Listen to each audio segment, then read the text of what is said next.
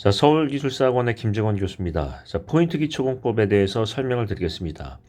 즉, 왼쪽에 보시면 포인트 기초에 대한 기본적인 개념이 나와 있는데요.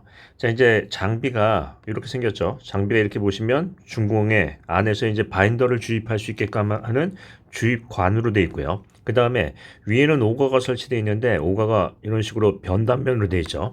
변단면으로 되어 있고요. 밑에서는 이제 오거가 등간격으로 되어 있고요. 자, 그래서 이런 식으로 굴착을 한다면 어떻게 된다? 이런 식으로 우리 이제 단면이 형성이 되겠죠. 물론 위는 이런 식으로 형성이 되고요. 그래서 우리 이제 이런 장비로 하다 보면 어떻게 된다? 왼쪽처럼 이런 식으로 이제 어떤 구근을 형성할 수가 있겠습니다. 총 세 가지로 볼 수 있는데요. 표층에서의 역할은 뭐예요? 이거는 집안의 하중을 분산시킨다 하는 거고요. 그 다음에 요 헤드 부분에서는 어떻게 한다? 고계량으로 해서 계량, 즉 집안 강도를 증진시키는 것을 목적으로 하죠. 그러니까 계량률을 높여서 하는 건데 이게 이제 좋은 부분이 뭐냐면 테일 부분이 저계량률로 되기 때문에 어떤 부분에 효과가 있을까요? 기본적으로 이제 공비가 줄어든다는 거죠. 과다 설계가 안 된다는 거예요. 그래서 이걸 내용을 보시면 어떻게 된다? 얘는 하중 분산의 원리. 그 다음에요. 여기서는 이제 집안 강도 증진의 원리. 강도 증진의 원리 하고요. 여기는 이제 아무래도 저기량률이고 주면 마찰이 생기니까 어떤 부분이에요? 치마 저감의 원리. 물론 각각에 대해서 강도 증진과 치마 저감을 할 수 있겠지만 굳이 이제 비교를 하자면 그렇죠. 그래서 기본적인 부분에서 이제 쓸 수 있는 기본 아이템은 뭔가요? 기본 아이템은 종류. 그 다음에 하중 저항 원리 하죠. 자, 종류는 크게 이제 세 가지로 볼 수 있습니다. 뭐가 있나요? 저층, 중층, 심층. 즉 저층의 어떤 포인트 기초가 있고요. 포인트 파운데이션이 있고요. 그 다음에 중층에 대한 어떤 포인트 파운데이션이 있고요. 그 다음에 심층에 대한 포인트 파운데이션이 있죠. 자, 그래서 0에서 3m, 3에서 30m, 33 하네요. 33 하고요. 30m 이상. 자, 이렇게 이제 볼 수가 있겠죠. 자, 그 다음에 원리는 어떻게 쓰죠? 그냥 원리라고 쓰지 말고요. 어떻게 한다? 하중 분산 원리 또는 하중 저항 원리 뭐 이렇게 하겠죠. 원리 해가지고 각각에 대해서 이제 설명을 드리는데 어떻게 해요? 그 구성도 여기서 이제 구성도를 그리시고 구성도에 따라서 어떻게 해요? 표층에서의 역할, 그 다음에 헤드에서의 역할, 그 다음에 테일에서의 역할을 쓰면 되겠네요. 자, 그 다음에 이제 장점과 단점을 보면 장점은 어떤 부분이 있나요? 장점은 가장 확실한 부분은 뭐냐면 원지반을 개량한다라는 거예요. 원지반에서 그대로 쓴다라는 거죠. 그러니까 원지반을 교반해서 사용하기 때문에 어떻게 돼요? 경제적이다 하는 거고요. 그 다음에 오거로 사용하다 보니까 항타를 안 해서 뭐예요? 소음 진동이 적다. 진동이 적다. 뭐 이런 부분도 얘기할 수 있고요.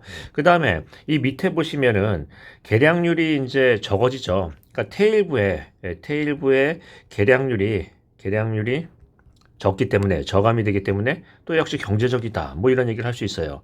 뭐 기타 등등 뭐 여러 가지 이 경제적이기 때문에 또 공기도 단축된다. 라는 얘기를 꺼낼 수 있겠죠. 근데 단점은 뭔가요?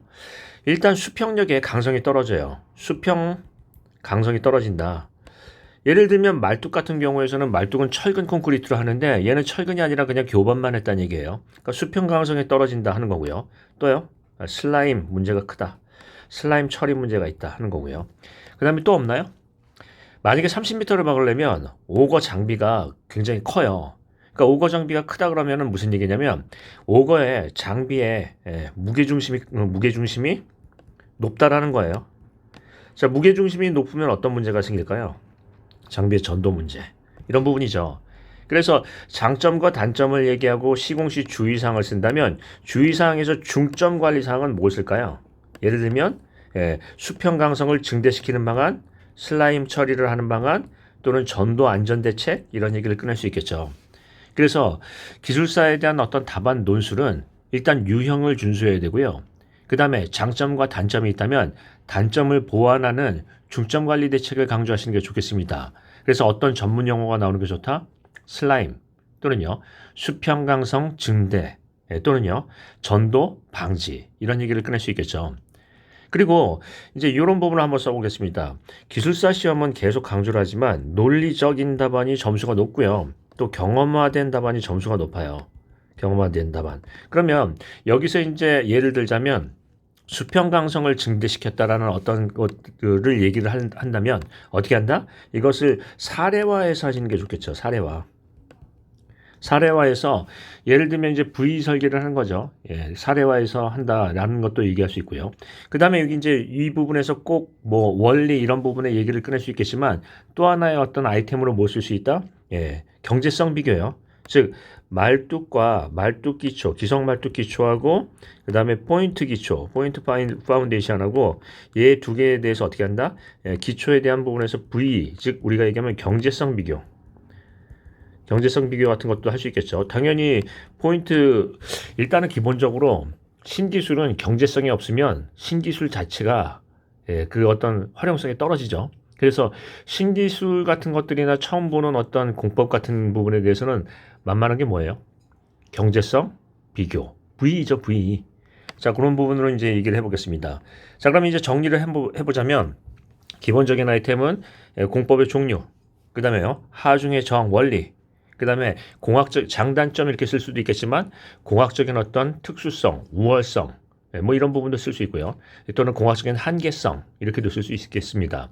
그 다음에 시공상 주의사항을 쓰고 그 다음에 중요한 것을 강조한다. 수평 강성 증대시키는 방안을 한번 생각해 보면 위에 이제 표층 부분에서 보강할 수도 있겠습니다. 우리 이제 표층 부분에 대해서 이게 연결 구조로 해가지고 강성을 높이면 아무래도 수평 강성이 더 좋아지겠죠. 그런 여러 가지 방법들에 대한 제안도 할 수 있고 사례화, 경험화 할 수 있겠죠. 자, 요 정도로 마치고요. 또 좋은 답안을 한번 기대해 보겠습니다. 마치겠습니다.